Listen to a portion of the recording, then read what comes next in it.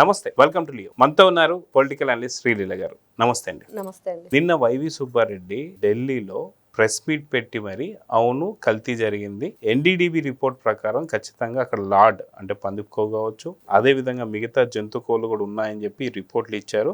And suspected అంటే ఖచ్చితంగా అనుమానాలు ఉన్నాయి అని చెప్పేసి అంటుంటే, వైసీపీ ఇంగ్లీష్ భాషలో వచ్చేసి అసలు లేదు అన్నట్టు చెప్తున్నారు.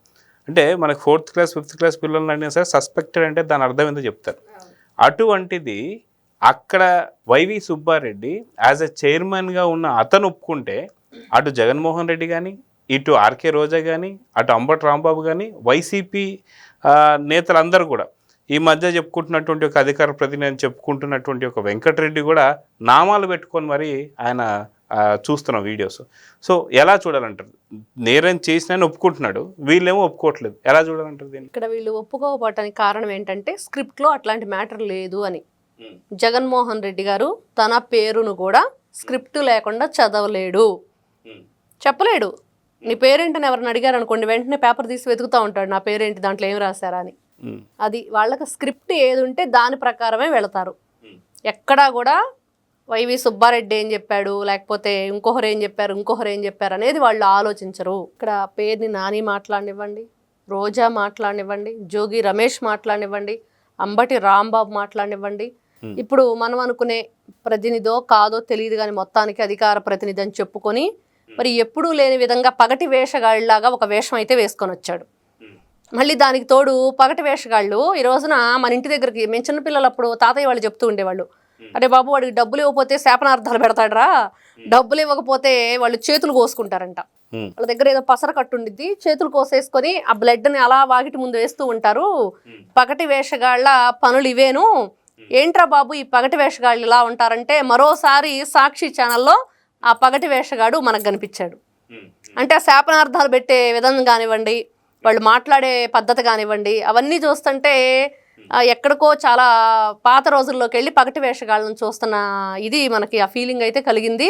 ఖచ్చితంగా ఈ రోజున నిజాలు ఏంటి, అసలు ఆ ఏదైతే ఆ పామాయిలో పందికోవో ఏదో వీళ్ళందరూ దరిద్ర జనాలందరూ కలిసి చేశారు, మరి దాంట్లో ఏం జరిగింది అనే వాస్తవం పూర్తిగా ఈ రోజున కోర్టుకు నివేదిక వెళ్లకుండానే వీళ్ళు ఎందుకు పదే పదే సుబ్బారెడ్డి పేరు లేదు, ధర్మారెడ్డి పేరు లేదు, భూమన కరుణాకర్ రెడ్డి పేరు లేదు, జగన్మోహన్ రెడ్డి గారి పేరు కూడా లేదు కదా అని అంటారు. మరి సకల శాఖల్ని పరిపాలించిన సజ్జల రామకృష్ణారెడ్డి ఏ కేసులో లేడు కదండి. వీళ్ళందరి మీద ఇన్ని కేసులు ఉన్నాయి, మరి దానికి సమాధానం చెప్తాడు.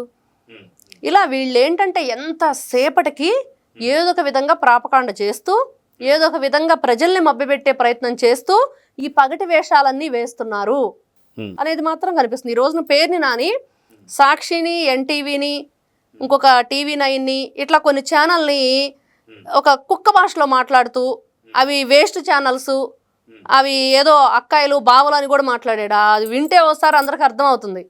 అంటే ఏంటి మీ బాధ, ఏంటి మీ ఆవేదన ఏంటి?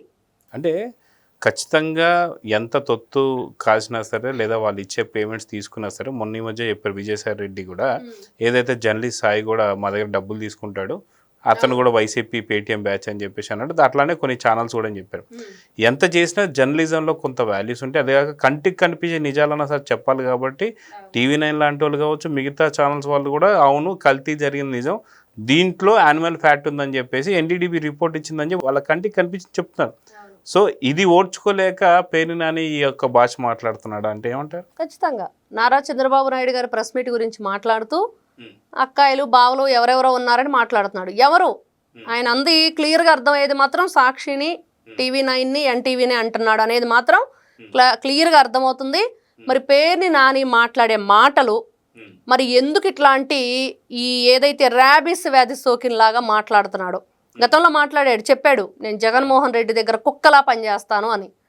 మరి ఇంకొక వ్యక్తిని చూస్తే కొడాలి నానిని చంద్రబాబు బూట్లు నాగుతానో తుడుస్తానో చెప్పాడు. ఈ విధమైన భాష అంటే వీళ్ళు ఏదన్నా ఒక శబదం చేసినా, ఏదన్నా మాట్లాడినా దానికి ఎక్కడా విలువ ఉండదు. అంత రివర్స్ టెండరింగే చూసాం. వాళ్ళ పనులు ఎలా ఉంటాయో, వాళ్ళ మాటలు ఎలా ఉంటాయో అన్నీ చూసాం. అంటే వంచకుడి మాట నీటి మూట అనే విధంగా వీళ్ళు వంచకులు. వీళ్ళు ప్రతిసారి ఈ రోజున జగన్మోహన్ రెడ్డి గారి ఈ పరామర్శ యాత్రలు చూస్తూనే ఉన్నాం. ఇక్కడ సెక్యూరిటీ ప్రాబ్లం ఉండదు. ఎక్కడ కావాలంటే అక్కడికి ఇష్టాన్ రీతిలో పోలీసులు రూల్స్ను కూడా బ్రేక్ చేసుకొని వెళ్ళిపోతూ నేను గుంటూరులో 5 కేసులు నమోదైనాయి ఆ వైఎస్ఆర్సీపీ పార్టీ నేతల మీద. మరి ఈయన కోర్టుకు వెళ్ళాలన్నా ఆయన కేసులకు సంబంధించి బెయిల్ మీద పుష్కర కాలం పైగానే ఈయన బయట తిరుగుతూ కోర్టుకు వెళ్ళాలన్నప్పుడు మాత్రమే ఈయనకి సెక్యూరిటీ ప్రాబ్లం వస్తుంది, పోలీసుల రూల్స్ అవన్నీ కూడా గుర్తుకొస్తాయి. వెంటనే భయం వేస్తుంది అనమాట, అమ్మో ఇంకేముంది నేను వెళ్ళలేను అని. మరి ఇదే క్వశ్చన్ మరి ఎందుకు అధికారులు అడగలేకపోతున్నారు, ఎందుకు అక్కడ కోర్టుల నుంచి ఈ ప్రశ్న ఈయనకి రావట్లేదు? అదే వస్తే వీళ్ళు తోక ముడుస్తారు, ఇలాంటి ఆటలు ఆడకుండా ఉంటారు. ఇలాగా ఏదైతే ఈ తోలు బొమ్మల ఆటలాగా రోడ్డు పొడవున ఏ విధంగా జగన్మోహన్ రెడ్డి మరి ఆ తోలు బొమ్మల ఆటలో తోలు బొమ్మలాగా చేతులు ఊపుకుంటూ తిరుగుతున్నాడు, పిచ్చి పిచ్చి సైగలు చేస్తున్నాడు, అన్నీ మనం గమనిస్తూ ఉన్నాం. మరి అక్కడ పరామర్శకు వెళ్ళే వ్యక్తి ఎవరైనా ఏం చేస్తామండి, షార్ట్ కట్లో వెళ్ళి త్వరగా రీచ్ అయ్యి వాళ్ళని పరామర్శిద్దాం, వాళ్ళని పలకరిద్దాం, వచ్చేద్దాం అనుకుంటారు. మరి ఈయన చూస్తే పరామర్శించే వాళ్ళ దగ్గరకు వెళ్ళి 10 నిమిషాలు ఉండడు, 10 గంటల పాటు ఈ ప్రయాణమే సరిపోతుంది. అంటే బాబాయిని చంపేసినప్పుడు పోతూనే ఉన్నాడు కదా, అలానే ఉండిద్ది అనమాట రోడ్డు మార్గం. ఇలాంటి వ్యక్తులు, వీళ్ళ ఆలోచన విధానం, వీళ్ళు చేసే పనులు, మళ్ళీ ఈ రోజున వీళ్ళు ఏం తెలియనట్టుగా ఇలాగ పగటి వేషగాళ్ళలాగా శాపనార్థాలు పెట్టడం. అది కాక ఇప్పుడు చాలా మంది వైసీపీ కార్యకర్తలు కావచ్చు, నాయకులు కూడా ఏమనుకుంటున్నారంటే మళ్ళీ జగనన్న పరామర్శ ఎక్కడికి అంటే అటు హిందూపురం సంబంధించి సత్సాయి జిల్లాకి వెళ్ళబోతున్నారా అని చెప్పి అంటున్నారు.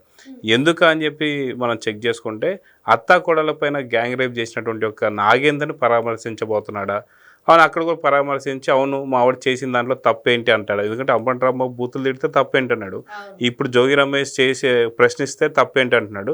రేపొద్దున నాగేంద్ర దగ్గర పోయి ఇదే మాటలు మాట్లాడబోతున్నాడు అంటే ఏమంటారు? ఖచ్చితంగా అతని దగ్గర క్వాలిఫికేషన్స్ చాలా ఉన్నాయి. ఈ రోజు చూస్తే ఏంటి ఈయన క్వాలిఫికేషన్స్ అంటే చూసాం, వచ్చిన పోలీసుల మీదే కత్తితో దాడి చేసి వాళ్ళని గాయపరచటం, ఒకే ఇంట్లో అత్తాగోడల మీద ఈ విధమైన అత్యాచారాలకు పాల్పడటం, దాదాపుగా 40 కేసులు ఉన్నాయి. అంటే జగన్మోహన్ రెడ్డి గారి కన్నా కూడా ఒక మెట్టు ఎక్కువలోనే ఉన్నాడు. ఇంకా ఆంధ్ర కర్ణాటక చూసుకుంటే 70 కేసులు. 70.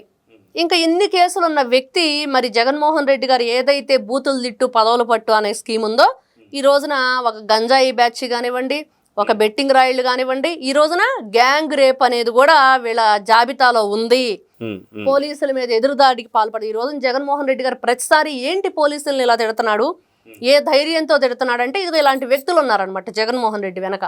అంటే పోలీసుల మీద కూడా ఎదురు దాడికి దిగి కత్తులతోటి గాయపరిచేంత భయంకరమైన క్రిమినల్స్ ఉన్నారు.